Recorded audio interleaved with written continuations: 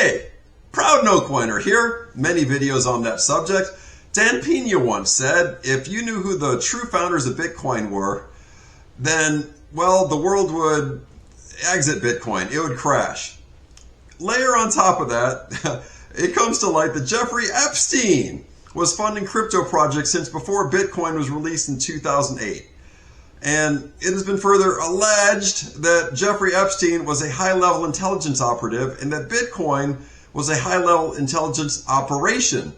Some go further to speculate that Bitcoin, among other crypto projects, is a no-trace or hard-to-trace way to pay for illicit merchandise or activities. So it can be reasonably inferred, was Bitcoin original intent to be pedo coin? We have stated plainly in past videos before the Epstein files were released that Bitcoin is not an asset class and that we personally avoid it. And crypto will have real-world use cases in the future, some good, some dark, and CBDCs or central banking digital currencies among the darkest. Also known as a digital prison, here's what the central planner's most happy thoughts are considering releasing CBDCs upon the world. Whatever you think you know about Bitcoin, you probably don't. Whatever you think you know about Jeffrey Epstein, also probably don't. We were told Bitcoin was born pure, a mysterious genius, a white paper, a revolution against central banks. And then the inventor vanishes. No interview, no identity, no confirmation, just a name. Satoshi Nakamoto. We're told to accept that. And now fast forward. It comes out that Jeffrey Epstein, the most connected financier of the modern era, was funding technology research, cultivating relationships inside elite institutions like the MIT Media Lab, and positioning himself around scientists shaping crypto future. Pause on that. MIT, cryptography, digital systems, late 2000s. Coincidence? Maybe. But Epstein didn't fund random bake sales. He funded nodes of influence, people building systems, and we're supposed to assume he had no interest in programmable money. Okay, let's go further. It has been alleged, not proven, that Epstein had intelligence connections, that he functioned as something more than a mere money manager, allegedly. But even if part of that were true, then a reasonable question follows. What is Bitcoin? Really? A rebellion? Or something else? Because here's the uncomfortable technical reality nobody explains clearly. If Bitcoin is not anonymous, and it isn't, it is radically transparent. Every transaction, forever, public ledger. If you were designing a tool for invisible payments, would you design something permanently recorded? Or would you design something traceable? Law enforcement has repeatedly traced illicit Bitcoin flows because the blockchain doesn't forget. So, was it designed for crime? Or does crime simply move towards whatever medium is available? Cash is used for crime. Wire transfers are used for crime. Shell companies are used for crime. Even precious metals are used for crime. Pretty much anything that can be is. Usage does not equal original intent. And this is where people go off the rails. They leap from Epstein-funded tech research. Epstein allegedly had intelligence ties. Bitcoin emerged anonymously. Therefore, Bitcoin was a coordinated dark operation. Epstein's the Bitcoin daddy. It's a leap. It's a leap. That's not evidence. That's narrative construction. But now add in another layer. Back to Dan Peña. He once claimed he knows the identity of Bitcoin's founders, and that if revealed, Bitcoin would crash and instantly. And that's dramatic. It makes for good copy.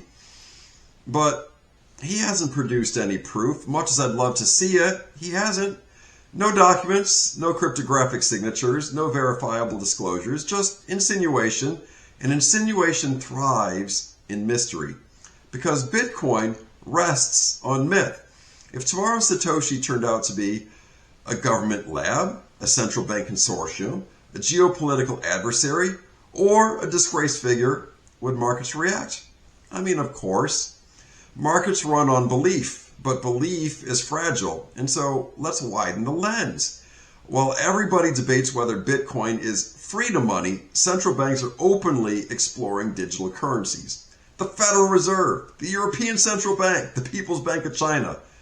And now we come to CBDCs, programmable money, money that can be restricted, expired, geofenced, tracked, or even have negative interest, meaning you have to pay to have it. That's like their ultimate dream.